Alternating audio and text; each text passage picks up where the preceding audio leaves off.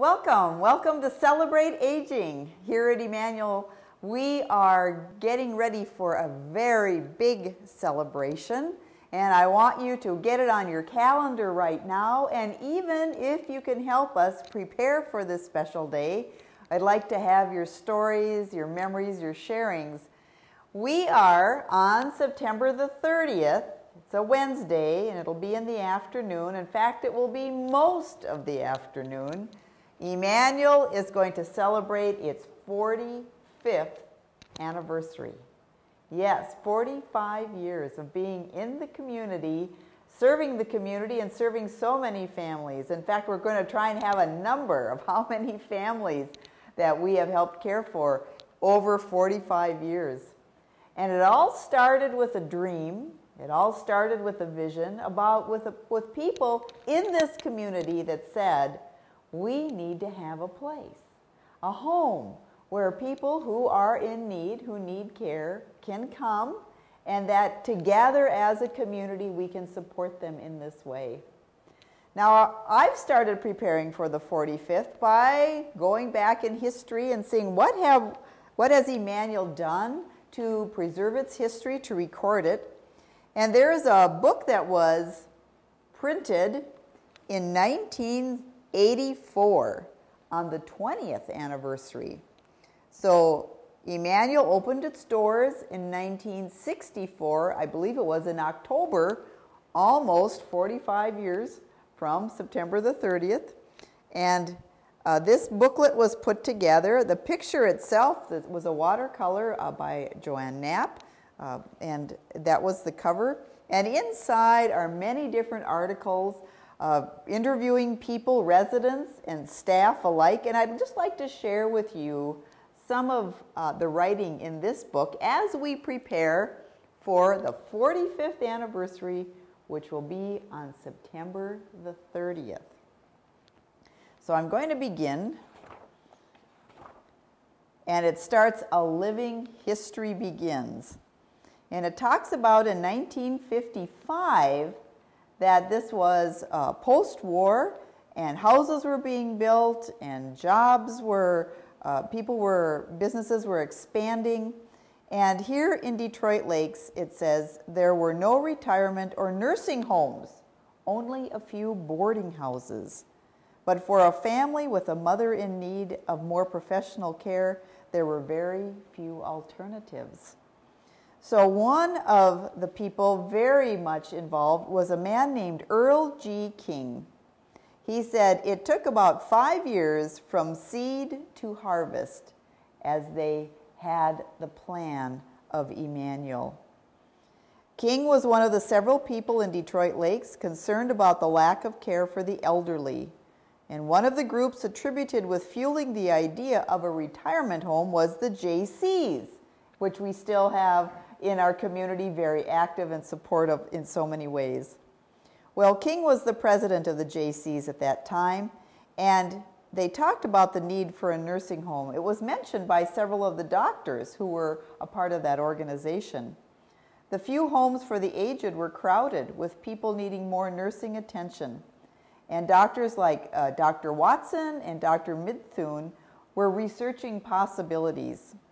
Now, the JCs didn't want to limit themselves to just one project because they help in many different ways in our community. And so Earl King brought this idea of a retirement home, which the JCs had helped investigate and do some groundwork to. They brought it to Trinity Lutheran Church here in Detroit Lakes, wondering if they would in some way be a part of creating a retirement home or helping in some way. Well, in the meantime, Trinity had been seeking a mission for their enlarging congregation, and Mel Soderberg was the one who caught on to this vision of having a retirement home in this area. And so they then talked with Barney Allen. Are any of these names ringing a bell? Have you heard of these names before? Barney Allen was a person with an interest and an experience in nursing homes. In 1958, a supportive Allen sold 19 acres of land on Madison Avenue for the use of the church. And the land cost the church $29,000 at that time, though the actual market value was much higher. And then there was a survey done in the state of Minnesota, which showed that there could be a need for a nursing home in this lakes area.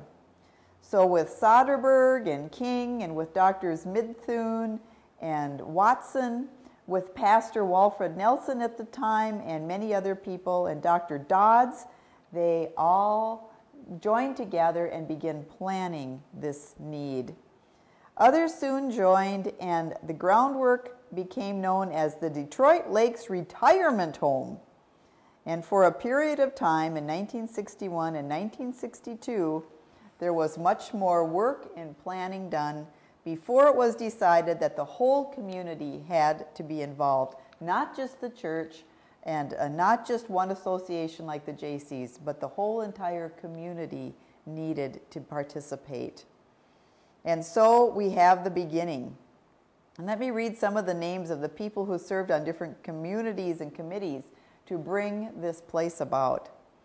There was an A.P. Norum, who was the president of the Detroit Lakes Chamber of Commerce, Bruce Barrett, who continued on as president of the JCs, Carl Buck, who was the president of the Detroit Lakes Industrial Development Corporation, and of course King and Soderberg, and many, many others. We talk, there's a Jim Evans who was involved, and Tom Keenan was involved, and Dr. Malm and Elmer Johnson, Frank DeGroat, so many of these names that are familiar to us.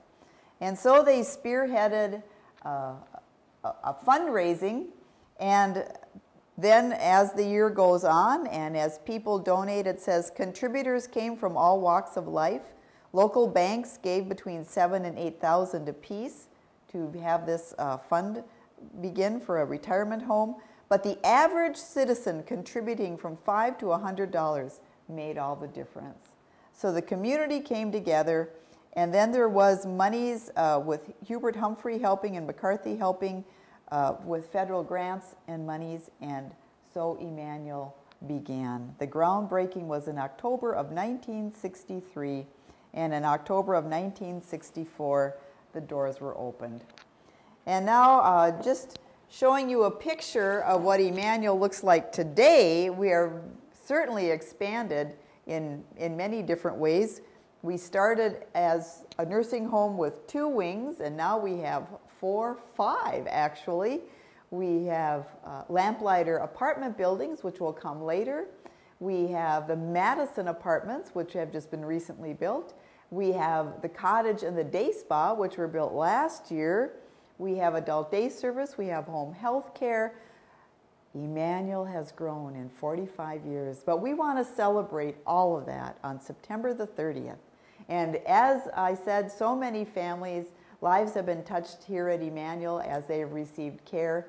And I want to leave you with one more reading from Lee Ferber, who was the director of nursing here for a number of years and who still has a heart for the ministry going on here, for its ministry in its fullest. Here's a picture of Lee as she writes. I'm just going to read a paragraph from her page.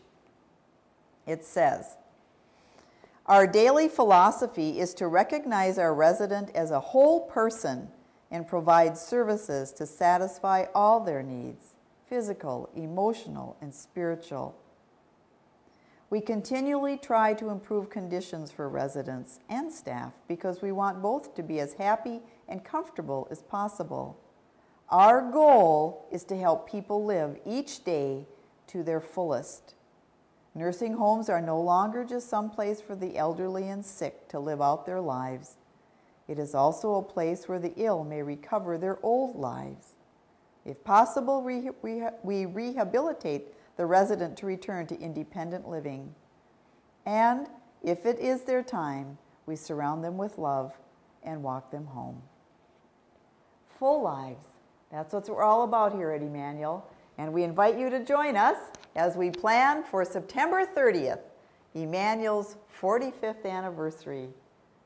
This is Vicki, celebrating life with you as we all come together as community and celebrate life to its fullest.